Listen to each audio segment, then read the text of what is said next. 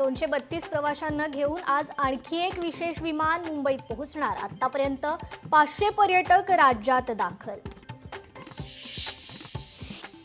भ्याड हल्ल्याच्या निषेधार्थ अमरावती नांदेडमध्ये बंदची हाक। विश्व हिंदू परिषद बजरंग दलाच्या वतीने अमरावतीत आंदोलन।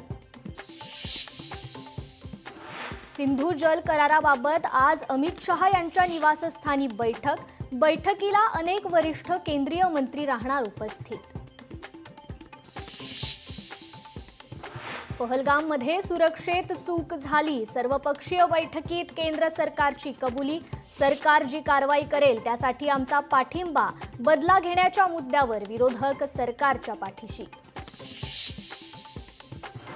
आता धर्म आणि अधर्माची लढाई सुरू। रावणाला सुधारण्याची संधी देऊनही परिणाम न झाल्याने प्रभू रामाकडून त्याचा वध।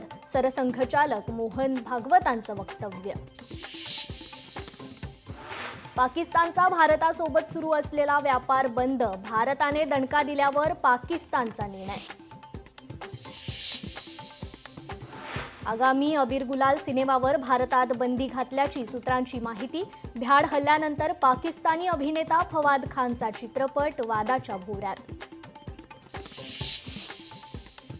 आज रात्रीपासून एल्फिन्स्टन पूल बंद होणार। पुढील 20 महिने पूल बंद राहणार। MMRDA नवा पूल बांधणार। कुठे ऊन कुठे पाऊस। मराठवाड्यात ढगांच्या गडगडाटासह पावसाचा अंदाज। विदर्भातील अनेक भागात उष्णतेच्या लाटेचा इशारा।